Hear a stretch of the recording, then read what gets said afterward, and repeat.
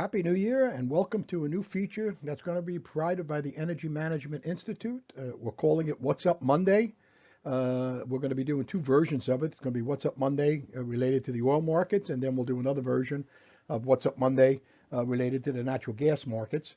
And in this short weekly presentation, we'll present some of the views we are currently formulating and some of the ideas that may help you in your trading and hedging endeavors as we go through a new trading week. So we hope you enjoy this. You'll find it on our website and come back frequently, come back every week, hopefully. And you can see my contact information is on the slide. I'm Dominick Chirichella. Certainly you can contact me, email me if you have any questions or any other comments, and I'd certainly would like to have the opportunity to answer any of those questions. So the first presentation we're looking at here is the shortened trading week, as you all know by now. Yesterday, January 1st, was New Year's Day. So we have a shortened trading week, so a lot of stuff will be condensed in 4 days of trading rather than the normal 5 days of trading. And one of the most significant changes this week will be a delay in the ever important weekly oil inventory snapshots. Okay, so let's talk about some of the events that either will impact the market during the week or are already starting to impact it already. Oil prices mid-morning on Tuesday are drifting a little bit lower. And there's a bit of a digesting going on between some corrections in fundamental issues that existed for the previous couple of weeks as compared to maybe some potential issues coming down the road. Well, the previous issues, the 40s pipeline system is now back in operation and just about fully operational and full complement of crude oils being produced out of the North Sea, and the Libyan pipeline, which experienced a geopolitical event about a week or so ago with an explosion. About a 3-meter section of the pipeline has been fixed, and Libyan oil from that port is also actually flowing again. So from a fundamental perspective, some of the issues that existed as far as supply and demand were concerned, mostly supply, second half of December, are now rectified, and we're starting the new trading year with all guns blazing and oil flowing. On the other hand, the market is trying to digest what, if any, implications may evolve from the sudden emergence of Iranian protests going on throughout the country. There is a strong movement protesting against the current regime within Iran. Unfortunately, some of these brave protesters have been killed by the regime and police, I assume, in the country. And what the market is weighing here is, to the extent that the protest continues, will it spread to the oil regions within Iran? Will it have an impact on the flow of oil coming out of Iran, or will this become now another new geopolitical choke point or exposure point for the price of oil? I mean, right now there's no indications that protests are even near the oil producing or distribution centers, nor is there any indication that oil flow will be impacted coming out of Iran. So something to watch. Watch the developments this week. There's going to be lots of information floating around the media airwaves, so pay attention to it. It could have implications. It could make the market a change on a dime. It's one of those events that market could be ignoring it, and then all of a sudden, 2 minutes later, we have an impact taking place. Also, as I mentioned before, the weekly oil inventory snapshot has been delayed by a day due to the holiday on Monday in the United States. So the API data will be released Wednesday afternoon at about 4:30 p.m. in the afternoon, whereas the EIA weekly oil inventory snapshot will be released on Thursday at 11 a.m. And we'll talk a little bit about some of those projections a few slides down the road. The other area to be looking at and the implications it is having already in the heating oil markets, and which by definition is also the ultra low sulfur diesel markets, is the very, very cold spell that was experienced throughout the major part of the United States for the last week or so, and in particular for the heating oil market for the east coast of the United States, right through New England. This cold spell has resulted in a exceptionally above normal draw on consumption of heating oil for home heating forecasts. Obviously, in our natural gas presentation, it's having a very huge impact in natural gas prices. So we need to watch this a bit. The forecast that came out late Monday afternoon, the daily forecast for both the 6 to 10 day period and the 8 to 14 day period, it's kind of easing a little bit. We're starting to see some of the severe Arctic cold maybe easing a little bit, and the market returning back to normal temperatures for this time of the year. In particular, along the east coast of the United States, which is the primary heating oil region of the United States. That's projected from about the January 9th, 10th-ish to start experiencing just normal temperatures for this time of the year, not below normal or extremely below normal. On the economics calendar, it's a light calendar globally. Probably the most significant event that's going to take place will be the U.S. jobs data. We'll start getting some of that jobs data on Thursday with unemployment claims, and then finally on Friday morning at 8:30 a.m. Eastern Time, the jobs report will be issued. Jobs reports have been very good. Employment is growing in the United States. So, why are we looking at this from oil? Two reasons. One, jobs keeps growing. It's another indication that the U.S. economy is growing. The U.S. economy is growing. It's a positive for oil consumption.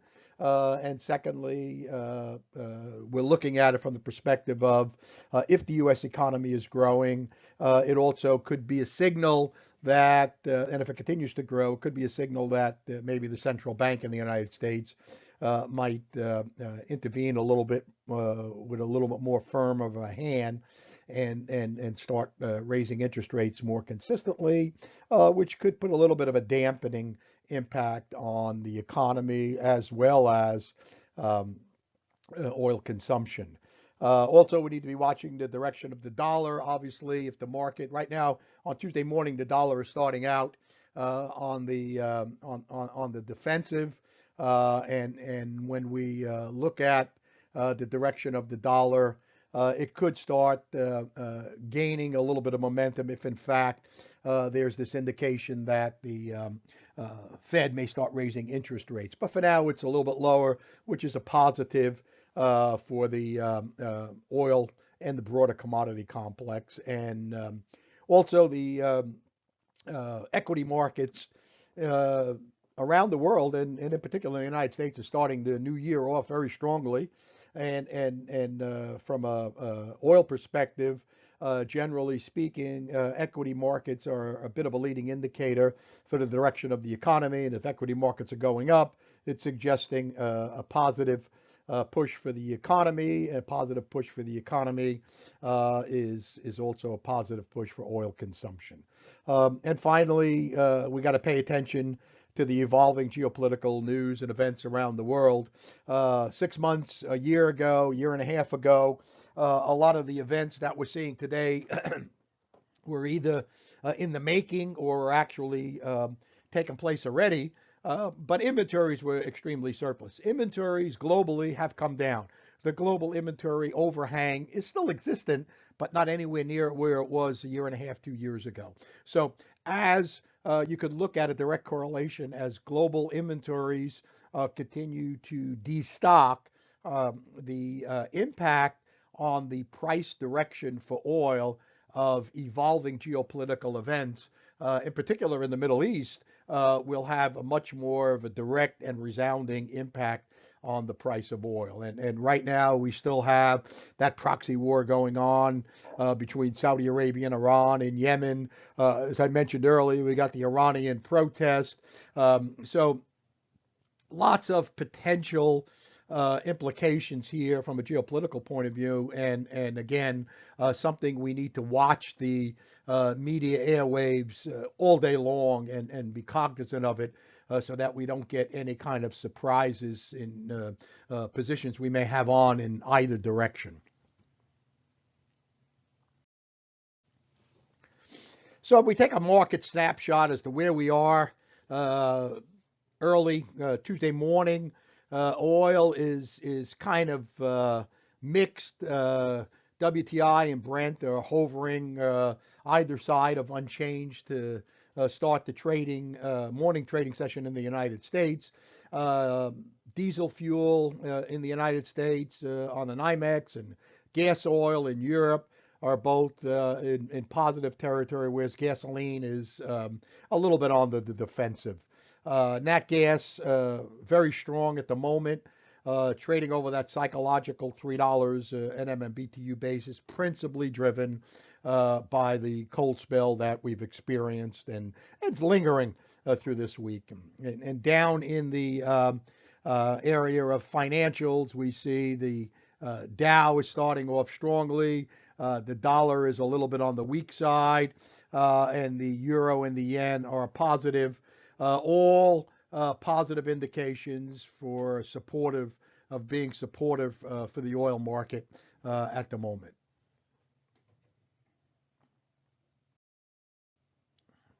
So let's look at some of these charts real quick like. And when we look at the WTI contract, we could see the market has been in a upward trending environment since hitting the bottoms of these trading channels back in the beginning of the fourth quarter of last year. And as you can see, the market is trading in a bit of a upward sloping sinusoidal type trading pattern. What I like to show here in this chart is the linear regression line with linear regression channel parameters on either end. We're hovering around the upper end of the trading channel, and it's not would not be a surprise if we saw a little bit of a downward moving here, a movement in the short term. On the other end, the RSI and the ADX are all positive. The MACD is also suggesting a positive numbers for the overall trend. On the Brent side, we see very much the same thing with the spot. March Brent, don't forget March is the Brent contract right now. The February contract went off the board at the end of the year. So we're looking at March, and although I'm showing the February WTI contract, the March WTI contract is very much trading within sync, and the Feb March spread is around 2 cents. March being 2 cents above the February right at the moment. So for all intents and purposes, those contracts are trading on a flat basis. On the product side, as I mentioned, ultra low sulfur diesel contract, which is the surrogate obviously for heating oil, is very positive and driving higher. It's kind of broken out to the upside here over the last couple of days. That's strictly driven by the cold weather. How long and how high we go will be a direct function as to how long the cold spell stays in place. If we start seeing a consistent easing of that cold spell, I would suspect we're going to see a little bit of a retracement as some of the longs come in here and take some profits. And similarly, the gasoline contract, that's also hovering near the upper end of normal, but more supported, more being pushed by what's happening on the diesel side. And if we do start seeing a correction to the downside, we'll probably see gasoline depreciating at a faster rate than the ultra low sulfur diesel contract is likely to depreciate. So where are we looking at these delayed inventory report? I'm looking at probably another big push to the downside on crude oil. I'm expecting about 5.6 million barrel decline in crude oil. I'm expecting an increase of about 0.5% in refinery run levels, which will result in an increase in gasoline inventories, which is also keeping some of the downside pressure on gasoline, and not a big draw in diesel fuel. Yes, we consumed a lot of diesel fuel, a lot of heating oil last week, but we also produced a lot with refinery runs going up, and also we had some closures with all of the holidays. So we probably saw a little bit less consumption from a stationary perspective. But that said, I'm expecting another total combined stocks of inventories being lower on the week, and it'll continue this destocking pattern that's taken place. And, we look at some of these numbers here, the comparisons to last year and to the 5-year average. There's no more huge overhang in the market like we had just a year or so ago. The main overhang still sits with crude oil, and that number is tremendously lower than where it was a year ago.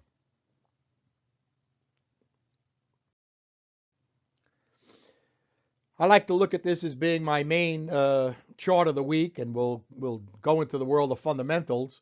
And I'll change this from week to week, but I like this chart because it really sets the stage for what I'm going to talk about a few slides from now, and it really sets the stage as to what's going on. As you can see, the total combined stocks of crude oil and refined products in the United States has been in a destocking mode and is now about 130 million barrels below where it was when it peaked in February of 2017. This is a tremendous change of events, and as you can see, we are now much closer to the 5-year average than we are to the 5-year maximum level that we've seen over the last 5 years.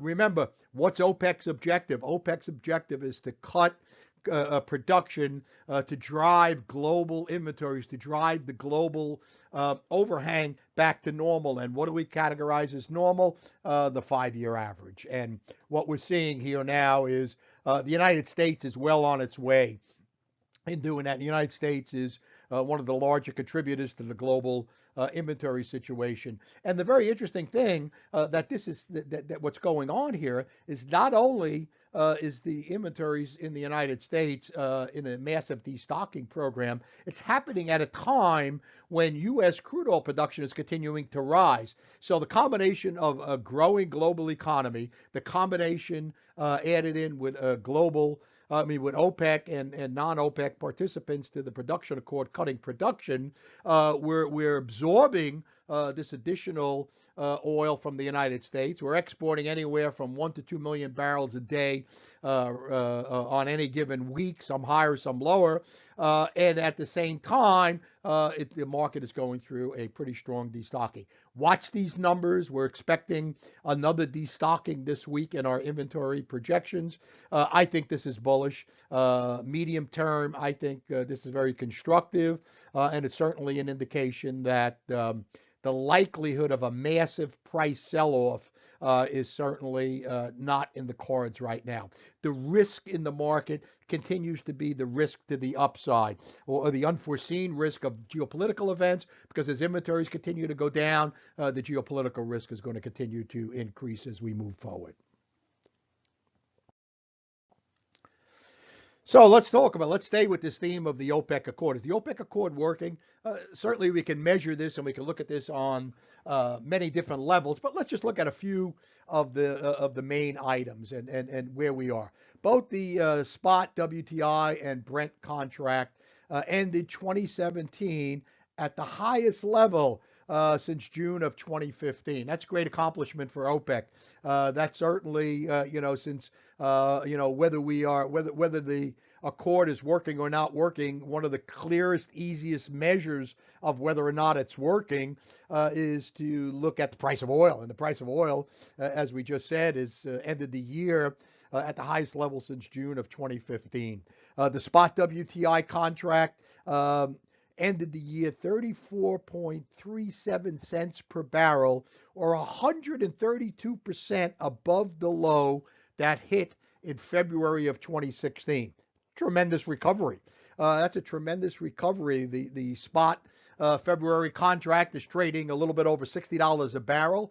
That's a tremendous increase in the price of oil right now. Inventories are in a destocking pattern, as we saw in the previous chart, and we're now 135.8 million barrels below the high we hit in February of 2017. So, OPEC and non-OPEC, what are they doing about it? Well, they're not becoming lax in the whole effort. They're continuing to run at a very high level of compliance. Very atypical. For any of you folks that have been in the oil industry for as many years as I have, will know that over many years in history, OPEC has never consistently complied to any kind of a production cutting accord, and there's always been high levels of cheating. Not so much this time around. The compliance levels are well into the 90s, and there's been some months where it's been actually over 100%. So this is a very, very big change, and it's also one that suggests a very serious commitment by OPEC and the non-OPEC countries that are participants to the accord.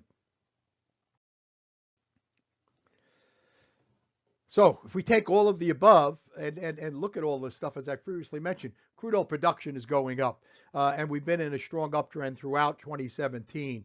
Crude oil production ended the year at the highest level in many, many, many years. It's 144,000 barrels a day above the high that was hit in June of 2015 and 11% above the year-end level in 2016. It's just a matter of time before total U.S. crude oil production starts nudging up against that 10 million barrel a day level that we saw back in 1970. So it's been a long time, but it's still heading in that direction. And last but not least, the growth of the global economy is certainly a positive for global oil consumption. And as global oil consumption grows, it'll continue to absorb this growth in U.S. crude oil production. And as long as OPEC continues to play the role of price supporter, we're likely to see higher prices as we work our way across 2018. So right now, positives. More positives than negatives, more upside than downside. Doesn't mean there won't be downside. Doesn't mean that, well, I'm not saying the market's going to continue to rise and just go through the roof. It's just saying that right now, from a fundamental perspective, it looks like the bias over the medium term is more towards the upside than the downside. So just a few conclusions and comments here. Again, previous comments that I made and what's going on is we need to be focused on what's evolving. This is an evolving market. This is a changing market. And what we're seeing going on with OPEC is changing the global dynamics again, the global oil dynamics again, I should say, and certainly the global pricing relationships for oil. So we're far from a steady state situation. We're in a dynamic environment. The market is continuing to change. The market is continuing to evolve. The good news is change provides opportunity for us from a trading perspective. The concerning effort is change could be a negative from a hedging perspective. So you folks out there that are hedging, look for opportunities. Look for opportunities to buy-side hedges in particular. Look for opportunities to mitigate your risk going forward. I think with OPEC clearly demonstrating that they're committed, they're going to continue to function and work in an environment to try to push prices higher. That said, there's a lot of variables and unknowns that can derail the success of OPEC or support the success of OPEC. So be careful as to what you're doing here. Look for opportunities to protect yourself. From a medium term, I still believe we're going to be heading higher in 2018. I still have an upside bias. May change by the time I speak next week, but for the moment, I'm suggesting we have more of an upside than a downside bias. Okay, so based on my previous comments, we remain of the view buy dips. I think we should look for opportunities. I would be looking for opportunities to, from a speculative point of view, to get long after we get a kind of a dip. I wouldn't chase it above. I kind of wait and see how the market trades as it's now towards that upper resistance area, and see if we get a little short-term round of profit taking. It might be a good buying opportunity. But if we do get long, I would make sure we're employing tight trailing stops because you never know when there's going to be a sell-off. You never know when somebody's going to say something like OPEC and all of a sudden the deal is falling apart, or all of a sudden supply is going through the roof, or all of a sudden something strange happens on the demand or economic indicator side. So protect yourself along the way. I also like, as long as the weather stays brutally cold, I like the spread of diesel versus gasoline. But very, very volatile spread. Be really careful with this particular spread. The minute the market gets any kind of inkling that the brutal cold weather is easing, that spread is going to narrow very, very quickly. So if you're in it and you're not using some tight trailing stops, you need to put them into the mix. If you're not in it yet, be careful.